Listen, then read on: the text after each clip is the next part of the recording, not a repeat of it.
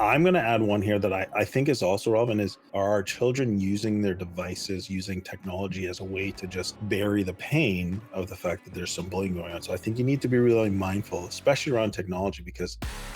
Welcome to the Dad Central Show, the podcast that helps overwhelmed dads conquer stress, build confidence, and become the father their family brags about.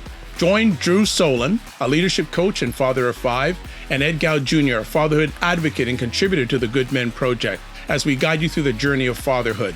We'll show you how to connect deeply with your family, manage your time and energy better, and master tools to become the dad you want to be.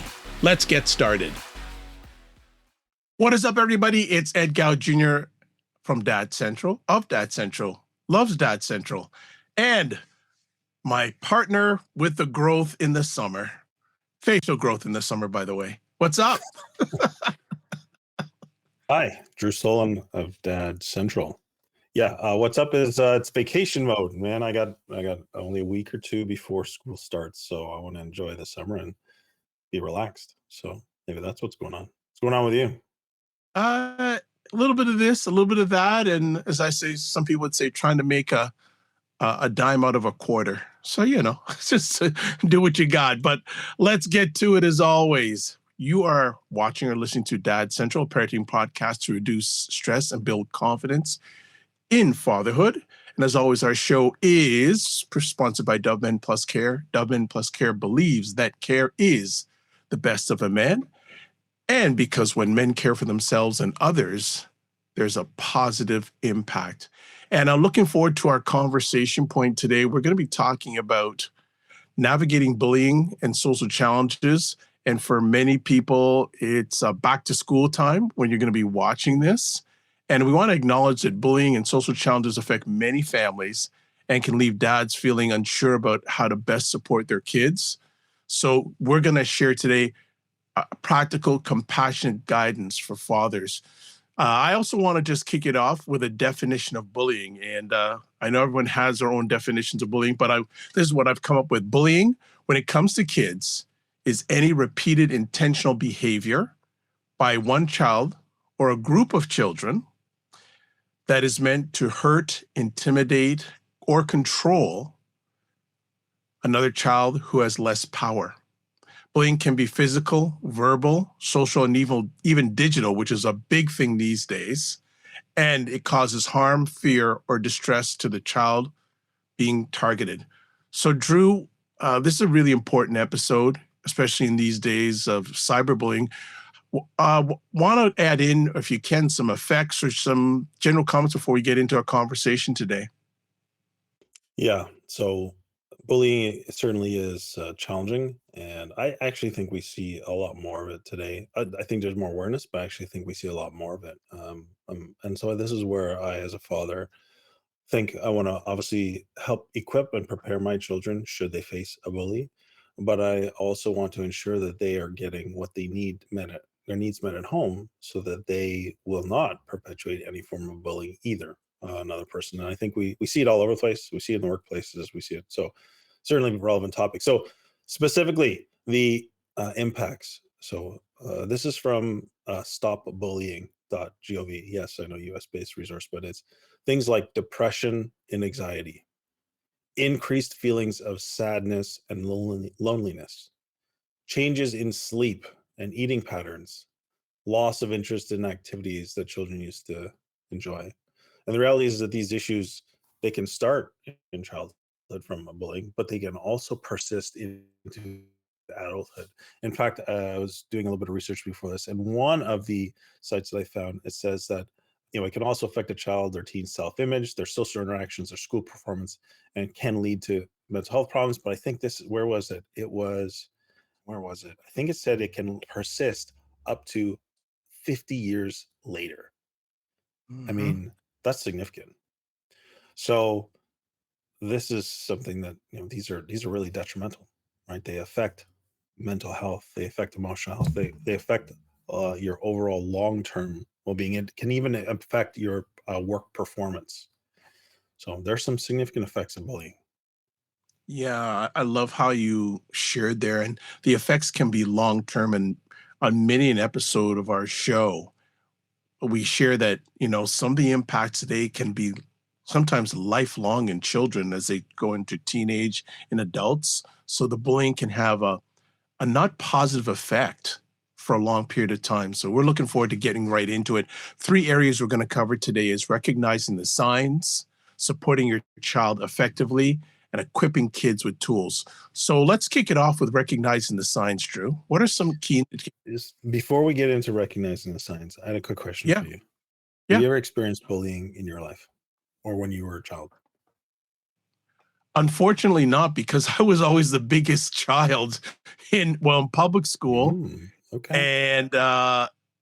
and in junior. I never really, not bullying, but prejudice, yes, but not bullying.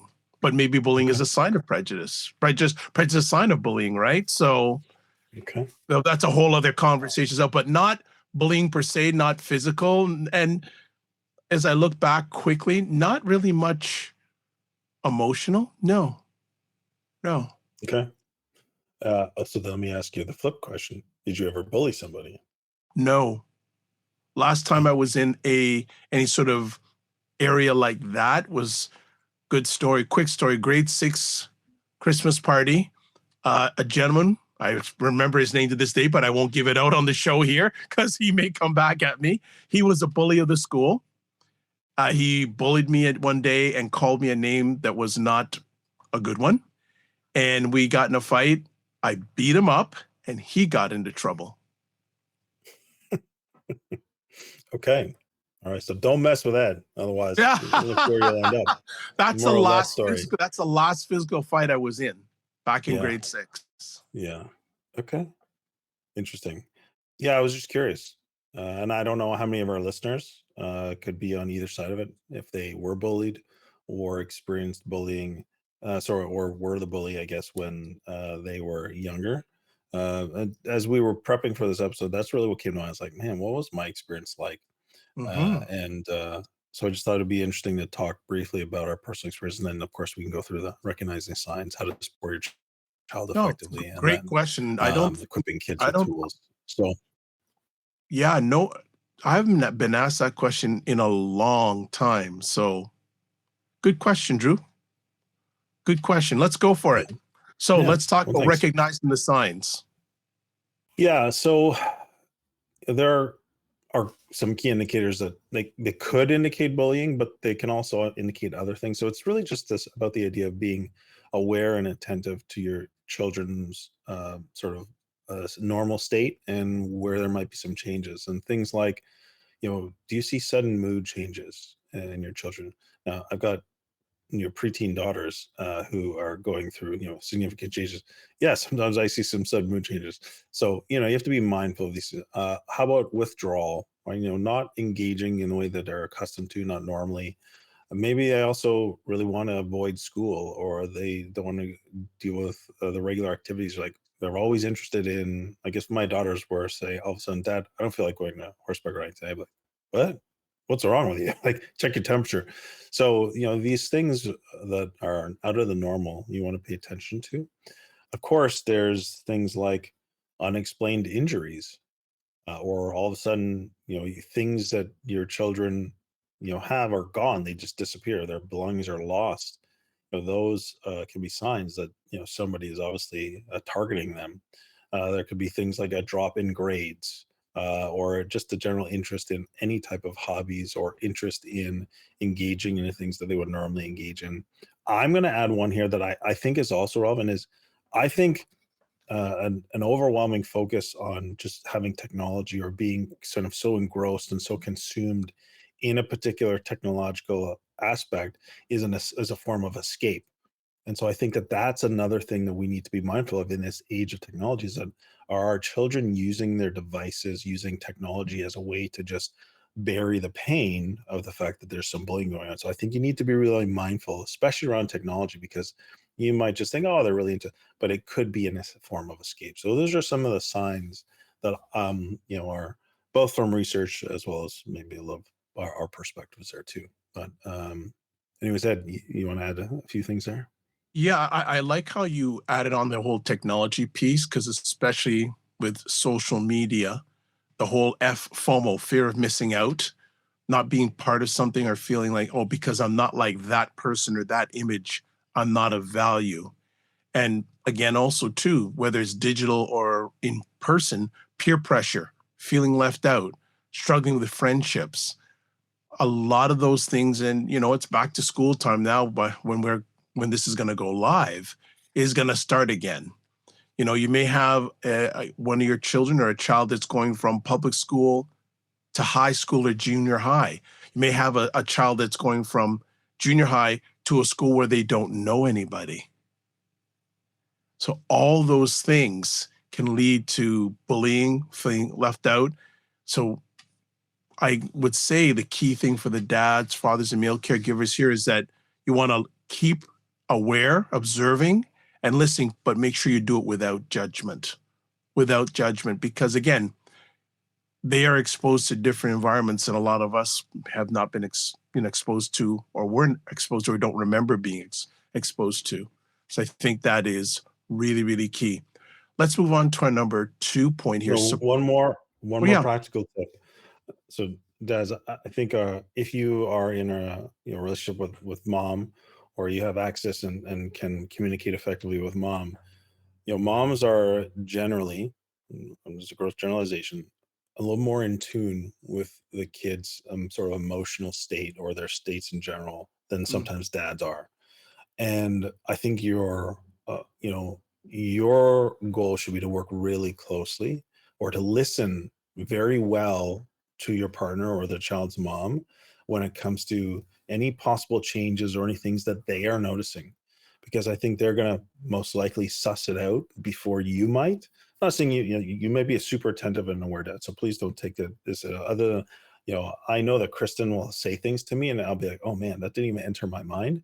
And then I'll start to pay more attention, and I'm like, man, I think she's onto something here. I think she's really right. So just knowing that there's some great intuition that our partners have. So a very practical piece is you got to work well and listen well to your partners or to the child's mom, because they're often have a good handle on these things sooner than we might. And you want to support them. You want to listen well to them and be empathetic, as well as give time to the fact that this is a concern, and you're willing to say, I'm going to put my own focus and attention on it too, to help support you. I'll just add one other additional thing to that, and it's a quick thing. Not only listen for what your child is saying, but what they're not saying. Right. Just like what they're doing and what they're not doing. That can also add on to that. But great add on, Drew. Let's move to our second point, supporting your child effectively.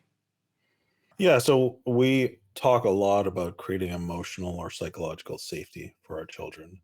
We, in one of our earlier episodes, or maybe less, if you listen to, we talk about using a very calm voice, not being overly reactive to things that our children do, ensuring that you look your children in the eye, that you pay attention to them, that you keep your level of distraction low when it comes to when it's time to be with your children, asking really good questions of your children, open-ended questions, and really listening and paying attention to their responses.